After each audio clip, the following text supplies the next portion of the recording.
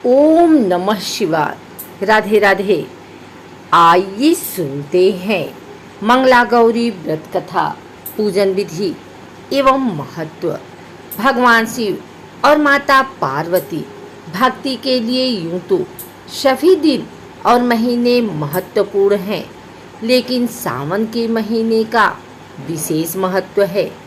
सावन का महीना पूरी तरह से भगवान शिव की भक्ति के लिए ही समर्पित है। सावन के महीने में पड़ने वाले मंगलवार का भी विशेष महत्व है। मान्यताओं के अनुसार मंगला गौरी व्रत सावन के प्रत्येक मंगलवार को मनाया जाता है। कहा जाता है कि माता पार्वती ने भगवान शिव को पाने के लिए कई व्रत रखे थे। उन्हीं में से एक व्रत है मंगला गौरी व्रत। विवाहित महिलाएं अपने पति की लंबी उम्र की कामना करके इस व्रत को रखती हैं। इस बार सावन का पहला मंगला गौरी व्रत 4 जुलाई को रखा जा रहा है।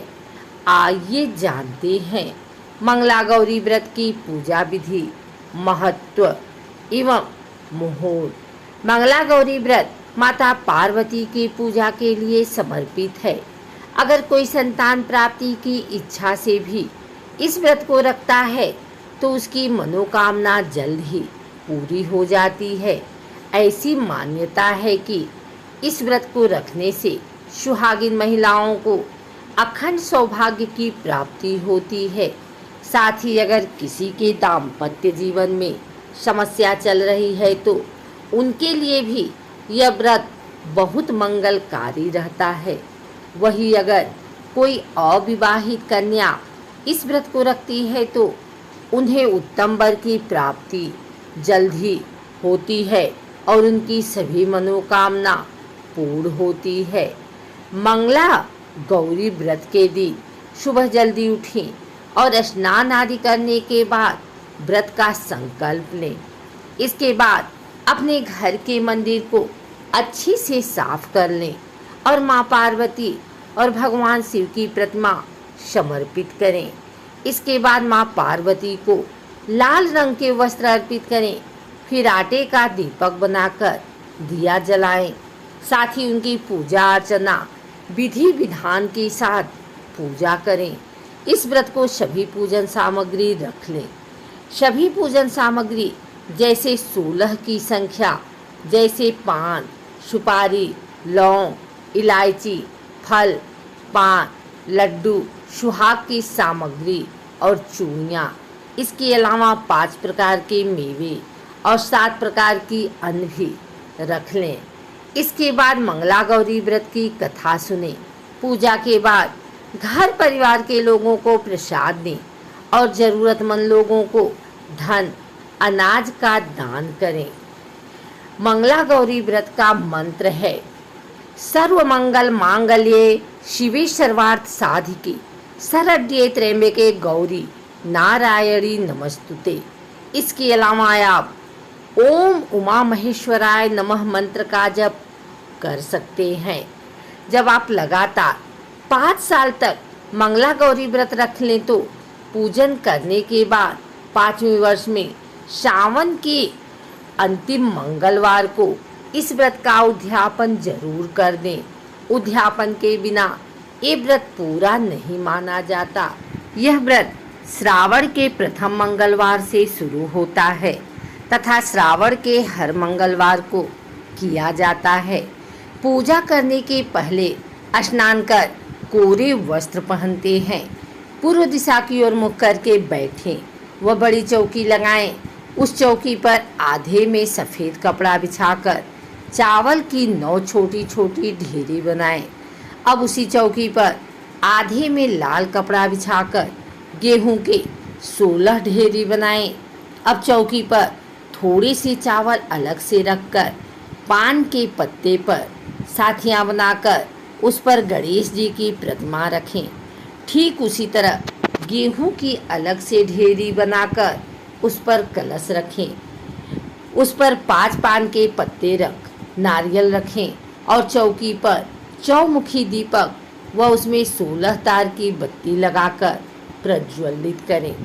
सर्वप्रथम पूज्य गणेश जी की प्रतिमा का विधि विधान से स्नान आदि कराकर वस्त्र स्वरूप जनेऊ, रोली, चावल, सिंदूर चढ़ाकर पूजन कर भोग लगाएं। ठीक उसी तरह रोली, चावल से कलश और दीपक का पूजन करें। उसके बाद चावल की 9 ढेरी है वह नवग्रह स्वरूप तथा गेहूं की 16 ढेरी माता का स्वरूप मान इसकी विधि विधान से पूजा करें। अब एक थाली में पवित्र तथा साफ मिट्टी लेकर माँ गौरी की प्रतिमा बनाकर पूरी श्रद्धा से प्रतिमा को चौकी पर रखें। अब सबसे पहले प्रतिमा को जल, दूध, पंचामृत से स्नान आदि कराकर अभिषेक करें एवं वस्त्र धारण कराएं।